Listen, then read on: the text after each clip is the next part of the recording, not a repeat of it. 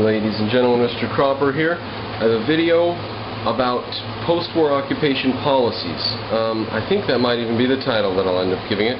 This is a response to J. Woods WCE, Jim Woods. And he did a video titled Post-War Occupation Policies in response to videos that had been done in recent times by myself, Qtron Man. Those videos are now taken down or gone, of course. Beethoven 7th, and Danny Dandanicus. And Jim J. Woods, wants to counteract the statements that had been made that what we need to do in conquering another country, defeating them in war, is simply go in and destroy their previous system and give them a copy of our Constitution and be done with it. And he brings up, therefore, the Louisiana Purchase and what Thomas Jefferson did to bring those people into our system, those people who had been in a much more servile system than the American system was. So we're going to talk a bit about that. It just so happens I do have a copy of Jefferson, the President First Term by Dumas Malone. And we've got a quote from that I believe is relevant. So from 1 minute and 30 seconds in Jim's video, he says, one of the things that Jefferson recognized was that the residents of Louisiana, having been governed by despotism, were not fit, they were not prepared to live under Republican rule. Jefferson recognized that it was necessary for a period of transition to develop the virtues necessary to sustain that form of government. Now, I do believe there are some interesting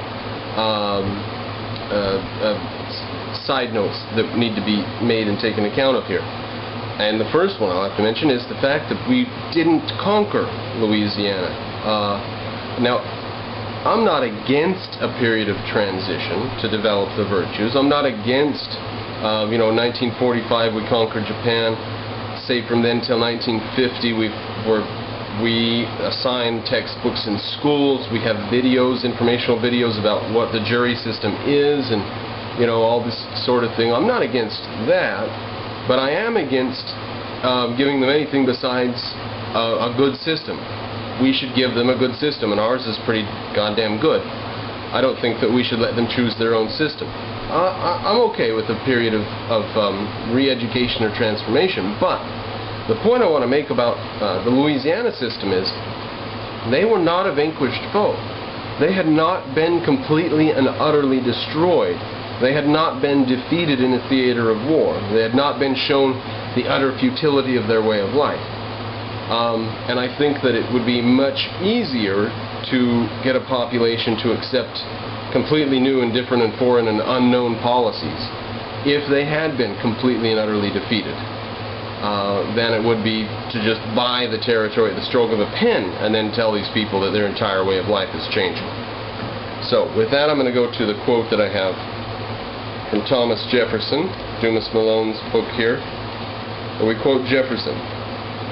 I presume the courts of these agents will have too much good sense to attempt to force on us their allotment of society into ranks or orders, as we have never pretended to force on them our equality.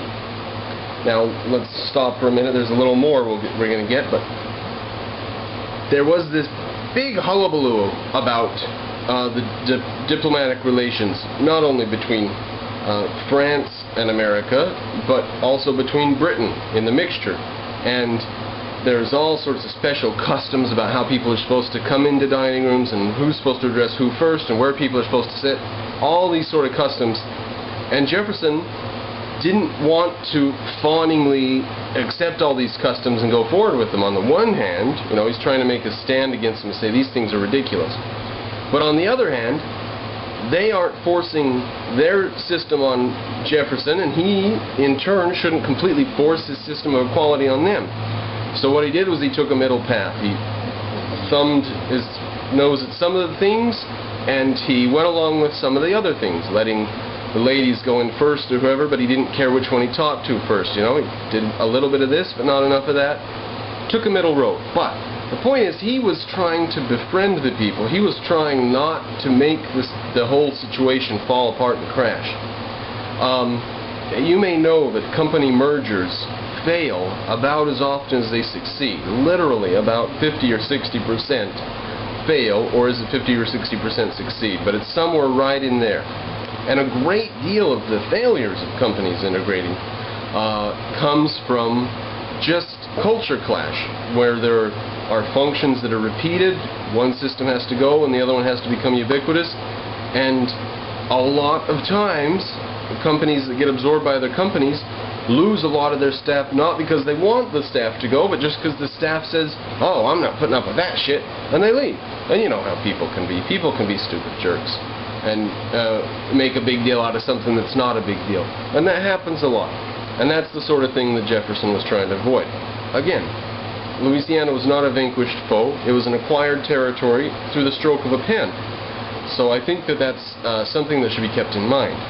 Okay, let's continue the quote here. Our ministers with them submit to the laws of their society. Theirs with us must submit to ours. They plead the practices of my predecessors. These practices were not uniform. Besides, I have deemed it my duty to change some of their practices, and especially those which savored of anti-republicanism. So he says you can't say that the predecessors set these things up and who are we to question them. The predecessors didn't even have it all together. They had inconsistencies. So don't go calling on your predecessors.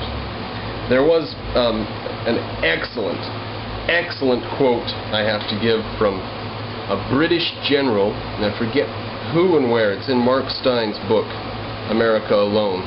But the general says about burning women. You know, a woman's husband dies, and they build a funeral pyre to burn the body, and the woman has to get on the funeral pyre with the body, and they float it out onto the river, and she burns alive.